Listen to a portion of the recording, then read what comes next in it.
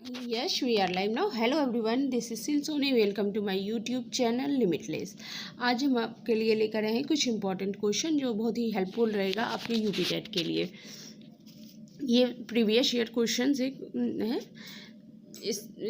और previous year question क्या होता है ना, बहुत ही इंपॉर्टेंट होता है। अगर आप सारे प्रीवियस ईयर क्वेश्चन मतलब जिसके भी हो, ये ज़रूरी नहीं है कि ये यूपी टेट के ही हो, कोई भी स्टेट के हो, तो अगर आप उसको बना जाते हैं तो ये बहुत ही आपको हेल्प करेगा। तो आज जाते हैं हम अपने फर्स्ट क्वेश्चन पे। फर्स्ट क्वेश्चन क्या है हमारा, कोहलर ये सिद्ध करना चाहते थे कि सीखना। पहली बात, कोहलर जो थे उन्होंने क्या किया था, अपना एक्सपेरिमेंट किस पे किया था, चिंपैंजी जिसका नाम था सुल्तान, उसी पे अपना फर्स्ट उन्होंने अपना एक्सपेरिमेंट किया था।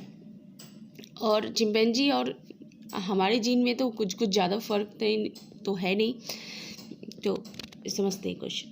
यह एक ऐसी स्थिति है जिसमें व्यक्ति मनुष्य पशु से श्रेष्ठ है। ये तो गलत है, क्योंकि वही बात है ना कि मतलब हमारे और चिंपैंजी जो है उसके जीन में कुछ ज़्यादा फर्क नहीं देखा गया है, तो ये तो गलत है ऑप्शन। स्वायत्त इच्छाकृत करना, ये भी गलत है। संज्ञानात्मक शंका, ये मतलब कॉग्निटिव ऑपरेशनल, ये कहीं ना कहीं इसे समझते हैं। कॉग्निट मतलब क्या है ना, कैसे कोई भी सिचुएशन हो उसको ना प्रोसीव करते हैं, मतलब कोई भी सिचुएशन हो उसका सॉल्यूशन निकालते हैं, तो ये कहाँ पे आता है, कॉग्निटिव डेवलपमेंट में। तो ये इसी चीज़ को वो सिद्ध कर रहे थे।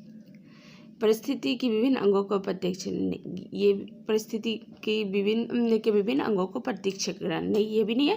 तो ये इसका जो आंसर है ये है संज्ञानात्मक संज्ञा, मतलब कॉग्निटिव ऑपरेशनल, मतलब कोई भी मतलब सिचुएशन कुछ भी हो उसका सॉल्यूशन निकालना, रिसीव करना और सॉल्यूशन निकालना, ये इसका यही मतलब ये चीज़ ये सिखाना चाहते थे कोहलर।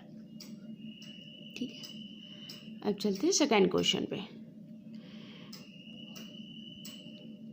सेकेंड क्वेश्चन है, किसी भी नई भाषा को सीखने के लिए कहाँ से प्रारंभ किया जाना चाहिए। कोई भी भाषा को सीखने के लिए एसोसिएशन बनाने के लिए, मतलब एसोसिएशन बनाने के लिए कहाँ से प्रारंभ करना चाहिए। अक्षर व शब्दों के मध्य साहचर्य से, यही आंसर लग रहा है। वाक्यों में निर्माण से अगर हम स्टार्ट कर रहे हैं तो कोई बच्चा अगर शुरू करेगा तो ए से शुरू करेगा। अगर वो एप्पल लिखता है तो ए लिखेगा, फिर पी उसमें पी जोड़ेगा, तो अक्षरों व शब्दों से ही कर रहा है। वाक्य से तो वो नहीं कर सकेगा, डायरेक्ट वो वाक्य पे तो नहीं चल जाएगा, डायरेक्ट वो शब्द तो वर्ड तो नहीं बना लेगा। तो ये कहाँ पर से सीखेगा, मतलब एक सेंटेंस मतलब एक वर्ड ही तो बनाएगा ना, बाद में तो वो सेंटेंस पे जाएगा। तो एप्पल है, तो अगर किसी बच्चे को बता दिया उसे ABCD सिखा दी गई, तो अब वो मतलब जोड़ना सीखेगा, तो उसे एप्पल बताएगा, तो ए में क्या जोड़ेगा, पी जोड़ेगा। तो ये क्या होगा, जोड़ना जो हो गया ना, यही जोड़ के जो शब्द का तैयार हुआ, जोड़ के शब्दों का तैयार हो रहा है, तो यही मतलब सीखने का जो प्रारंभ हुआ ना बच्चे का, तो वो मतलब वर्ड अक्षरों को जोड़ कर होता है। तो इसका आंसर क्या है, अक्षरों व शब्दों के माध्यम से। ठीक है, अब आते हैं थर्ड क्वेश्चन पर। समावेशी कक्षा में किस प्रकार के छात्र शामिल होते हैं। ठीक, इसमें क्या क्या है, केवल विशिष्ट छात्र, जहाँ पे पार्शलिटी की बात आ जाए वहाँ पे कट कर देना है। यहीं पे इसे ऑप्शन मैंने बताया ना, कुछ टैग वर्ड्स ये यहीं पे समझा जाता है, उसे यहीं पे अप्लाई किया जाता है कि मतलब जहाँ पे पार्शलिटी की केवल जहाँ पे आ गया उसे कट कर देना है। तो सामान्य और विशिष्ट छात्र, यही आंसर तो यही है, सामान्य और विशिष्ट छात्र। ठीक है, इंक्लूसिव क्लास में समावेशी कक्षा किसे कहते हैं, इंक्लूसिव क्लास को। ठीक है, तो केवल विशिष्ट ये कट गया, तो केवल सामान्य छात्र ये भी गलत है, केवल की जहाँ बात हो उसे काट देना है। बहुभाषी एवं प्रतिभाशाली छात्र, ये भी गलत हो गया।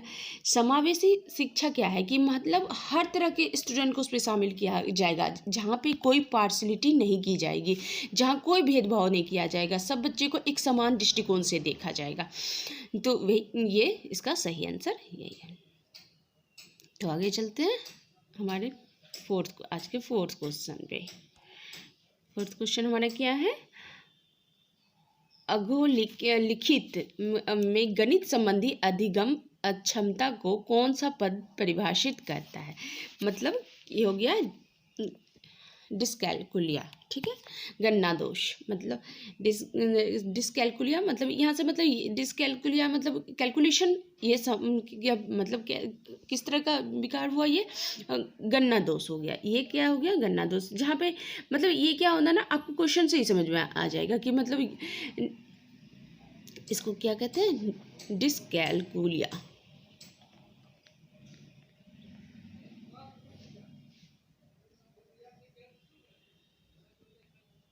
इसमें लिखने में थोड़ी तो प्रॉब्लम है।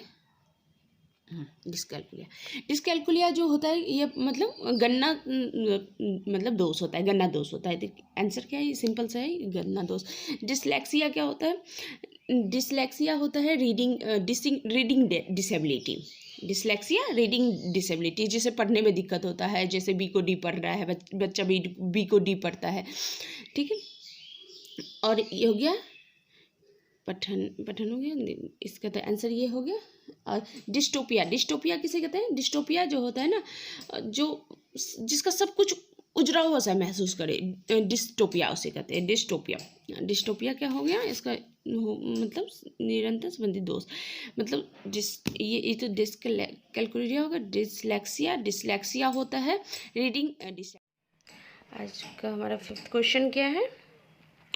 समावेशीकरण की सफलता के लिए आवश्यक है, मतलब कि मतलब इंक्लूशन नीड, ठीक है। ये किस है? इंक्लूशन नीड के लिए, इंक्लूशन नीड मतलब कि सफलता के लिए क्या आवश्यक है? क्षमता निर्माण का अभाव, अभिभावकों की भागीदारी का ना होना, अलगाव, संवेदनशीलता। तो इसका आंसर क्या होगा?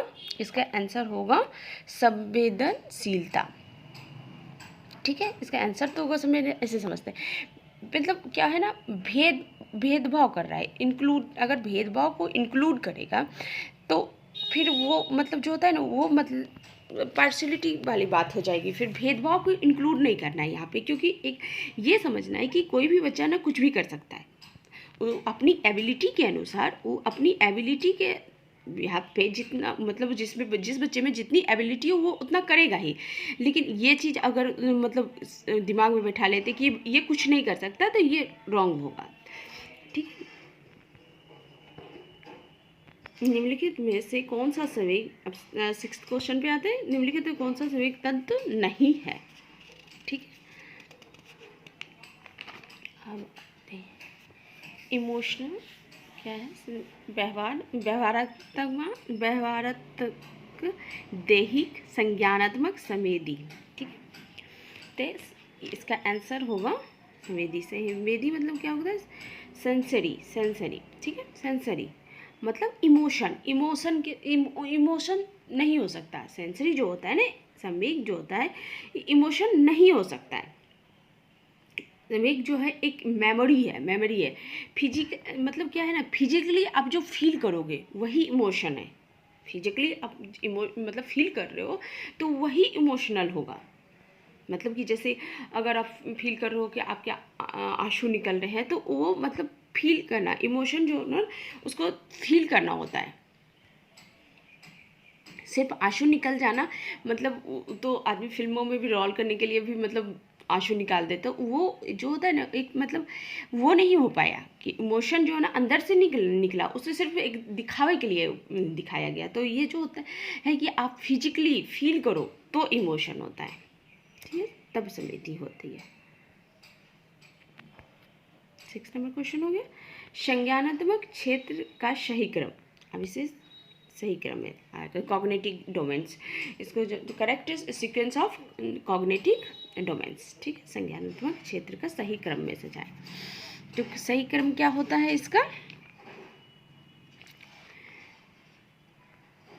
ज्ञान, अवबोध, अनुप्रयोग, विश्लेषण, संश्लेषण, मूल्यांकन, ठीक है। पहले क्या आता है? नॉलेज। सबसे पहले क्या आएगा? नॉलेज गेन करेगा, फिर उसको क्या करेगा? कॉम्प्रीहेंशन करेगा, ठीक है। फिर कॉम्प्रीहेंशन करेगा, अवबोध, ठीक है। अनुप्रयोग, अब क्या उसको करेगा, प्रयोग करेगा, एप्लीकेशन, अप्लीकेंट करेगा, उसको कहीं पे अप्लाई करेगा, ठीक है। पहले ज्ञान अर्जन करेगा, उसको कॉम्प्रिहेंशन करेगा, मतलब समझेगा, कॉम्प्रिहेंशन करेगा, ये नॉलेज, पहले नॉलेज गेन किया, उसको कॉम्प्रिहेंशन किया, तो वो मतलब उसको अप्लाई किया, मतलब उसको मतलब समझा, पहले कॉम्प्रिहेंशन मतलब उसको समझा, उसके बाद अनुप्रयोग किया, उसको अप्लाई किया, उसके बाद विश्लेषण किया, उसको सिंथेटिस किया, मतलब जोड़ा तंगड़ा उसका, फिर एवल्यूएशन निकालता है, मतलब उस जोड़ तंगड़ के सब कुछ करके उसका मतलब रिजल्ट निकालता है, ठीक है। तो ये इसका सही।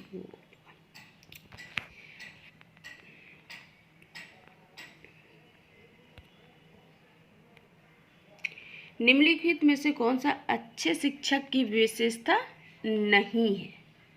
अच्छे शिक्षक की विशेषता नहीं है, तो ये क्या है? स्वेच्छाधारी, ठीक है, जनतांत्रिक, सहानुभूति, वांछनीय सूचना देने वाला, ठीक है। मतलब क्या है कि not a quality of good teacher, मतलब जो है ना, ये क्वालिटी नहीं है एक अच्छे शिक्षक की। अच्छे शिक्षक की क्या क्वालिटी नहीं होगी? मतलब अगर कोई टीचर ये सोचता है कि वो अपनी इच्छा से चलेगा, स्वेच्छाधारी मतलब ये ना, इसका मतलब नहीं है तो ये यही होगा, इसका आंसर तो यही होगा, स्वेच्छा। अगर कोई टीचर सोचता है कि अपनी इच्छा से चले, वो बच्चे को अपने नज़रिए से देखेगा, तो वो नहीं चलेगा, वो टीचर सेंटर हो जाएगा, सेंटर एजुकेशन हो जाएगा, कि मतलब टीचर जो है ना अपनी इच्छा अनुसार काम कर रहा है, और टीचर अपनी इच्छा अनुसार चलेगा, तब तो बच्चा सक्सेस नहीं होगा, क्योंकि आपको बच्चे पे आपको फोकस करना होगा, बच्चे में क्या डिमेरिट्स है, कहाँ उसका फॉल्ट है, क्या प्रॉब्लम आ रही है, तो आप टीचर को जो है ना स्टूडेंट के हिसाब से चलना पड़ता है। अगर आप स्टूडेंट के हिसाब से चलोगे तभी आप एक गुड टीचर कहलाओगे और सही टीचर करोगे। उसमें क्या प्रॉब्लम है, कहाँ पे क्या प्रॉब्लम है, उस चीज़ को आप क्लियर करो। इसलिए टीचर को जो होता है ना, अपने इच्छानुसार नहीं चलना चाहिए, मतलब सामने वाले बच्चे के हिसाब से चलना था, तो वही एक गुड टीचर कहलाता है, ठीक है। अभिप्रेरणा प्रत्याशा सिद्धांत किसने दिया है? ये सिद्धांत किसने दिया है? विक्टर ब्लूम ने, विक्टर ब्लूम ने, ठीक है। इन्होंने ही मोटिवेशन की थ्योरी दी है, इन्होंने मोटिवेशन की थ्योरी किसने दी है? तो ये अभिप्रेरणा मतलब मोटिवेशन थ्योरी। अपने 10th क्वेश्चन पे, अग्रिम व्यवस्थापक प्रतिमान किस परिवार से संबंधित है? तो ये संबंधित है सूचना पत्रिका से, मतलब इसमें क्या होता है, टीचर प्रेजेंट भी करेगा, उसको प्रोसीड भी करेगा, उसको एक्सप्लेन भी करेगा, सब कुछ क्या करेगा? टीचर करेगा, सूचना पत्रिका भी करेगा। ओके, आगे बढ़ते हैं। 11 क्वेश्चन कौशलों के स्थानांतरण के लिए कौन सा उपयोगी है? कौशल अंतर एक गति है, ना कि उद्देश्य। ये सही नहीं है। रेखीय अभिक्रम गलत है। सांख्यिकीय अभिक्रमण मतलब क्या हो गया ये? मतलब ये एक जर्नी है, फाइनल गोल नहीं है। ट्रांसफॉर्मेशन जो ट्रांसफॉर्मर स्किल के जो यूजफुल पूछ रहा है ना, कौशल use of the transformation of skill, तो उसका क्या होगा? सांख्यिकीय अभिक्रमण। मतलब ये एक फाइनल गोल नहीं होता है, ये एक स्टार्टिंग है, जर्नी है, ठीक है। तो इसका क्या आंसर होगा? सांख्यिकीय अभिक्रमण। आते 12 नंबर क्वेश्चन पे, निम्नलिखित में कौन सा शिक्षण का सूत्र नहीं है? मतलब कि मैक्सिमम ऑफ टीचिंग।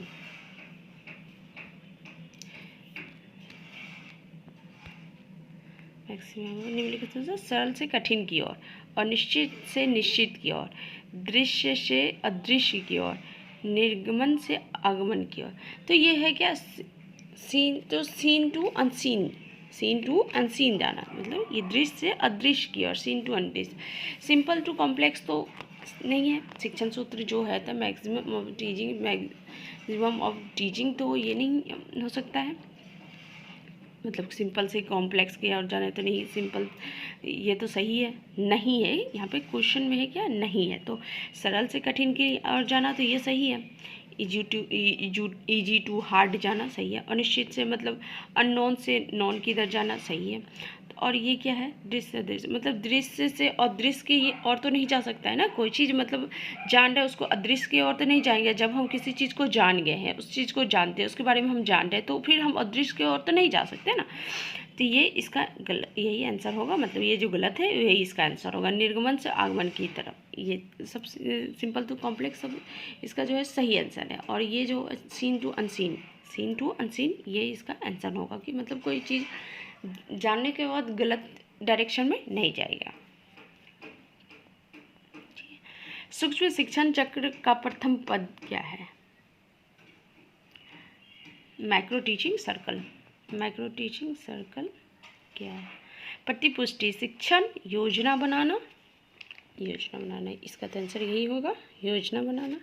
प्लानिंग, सबसे पहले क्या होती है ना कि प्लानिंग करना पड़ता है। कोई भी अगर टीचर है ना तो उसको मतलब पढ़ाने के लिए, करने के लिए सबसे पहले उसे योजना बनाना पड़ेगा। उसको माइक्रो टीचिंग सर्किल क्या है कि उसको पहले योजना बनाने का पड़ेगा। आगे का जो भी प्रोसेस होगा वो आगे होगा, बट इसको सबसे पहले मतलब पढ़ाने के। 14 नंबर क्वेश्चन आते हैं अब आज के 14 नंबर क्वेश्चन पे। ठीक है, निम्नलिखित में कौन सा बौद्ध स्तर के शिक्षण में शामिल है? तो कौन सा शामिल है? अन्वेषण, मतलब exploration, including teaching of understanding level. तो क्या होगा? तो एक्सप्लोरेशन, समझ की शिक्षा, समझ की शिक्षा मतलब किसी चीज़ को समझ के शिक्षा ग्रहण करना। ठीक है, आगे क्वेश्चन पे चलते हैं। शैक्षिक सुधार के प्रभावी विकेंद्रीकरण तभी संभव होगा तब जब खंड के संकुल संदर्भ केंद्रों की भागीदारी बढ़े, स्थानीय संदर्भ व्यक्ति उपलब्ध हो, अध्यापकों के पास संसाधन एवं प्रासंगिक सामग्री भी मौजूद हो। इसे समझते हैं। ठीक है, शैक्षिक सुधार मतलब क्या होगा ना, अगर आप शिक्षा में सुधार लाना चाहते हैं, अगर आप शिक्षा में सुधार लाना चाहते हो तो आपको ऊपर से चेन बना हुआ है वहाँ से स्टार्ट करना पड़ेगा। आपको मतलब यहाँ से शुरू नहीं करना। आपको अगर सुधार करना है किसी चीज़, किसी भी फील्ड को, कोई भी मतलब अगर शिक्षा का भी यहाँ पे एजुकेशन की बात हो रही है, तो आपको ना जो चेन बना हुआ है ना उसको पूरे को सही करना पड़ेगा। तो पूरे को सही करना पड़ेगा तो मतलब क्या होगा, ability to local resource person, मतलब ये आपको इसकी भी ज़रूरत पड़ेगी। रिसोर्स और रेफरेंस जो है उसका भी टीचिंग में यूज होगा कि अगर टीचर के पास सही सोर्स नहीं है, रिसोर्स नहीं है, तो फिर वो सही प्लानिंग नहीं करेगा। उसको जो मतलब सामने वाले को जो चीज़ है, जिस चीज़ की नीड है वो नहीं दे पाएगा। तो इसकी भी ज़रूरत है। खंड और संकुल केंद्र मतलब संदर्भ में केंद्रों की भागीदारी। केंद्र जो है हमारे जो ऊपर मतलब बैठा हुआ है, सेंट्रल लेवल पर सब कुछ बैठा है, वहाँ से भी हमको सपोर्ट चाहिए, वहाँ भी सभी सपोर्ट चाहिए कि वो भी अपना काम सही से करे। तब मतलब एक चेन की तरह चल रहा है तो हर एक काम सिस्टमेटिक चलेगा। अगर सही से चलेगा तो वो मतलब टीचिंग जो एजुकेशन सिस्टम हो वो सही चलेगा। तो इसमें क्या होगा, ये तीनों सही है, तीनों सही है, तो इसका आंसर ये होगा। तो मतलब अगर किसी चीज़ में सुधार करना है तो आपको स्टार्टिंग से शुरू करना पड़ेगा। वो जो बनता है एक चेन की तरह ही बनता है। कोई भी फील्ड में अगर कहीं से कि कहीं आप जॉब ही कर रहे हो, तो अगर आपको किसी चीज़ को अगर में सुधार लाना है चाहे उसमें करना है, तो आपको शुरू में स्टार्टिंग से शुरू करना पड़ेगा। उसके अंदर बहुत सारे लोग आएंगे, सबसे आपको कंसल्ट करना होगा, सबको उसमें अपना हाथ बढ़ावा देना होगा, सबको अपना अपना योगदान देना होगा, तब जाके किसी चीज़ को सही किया जा सकता है।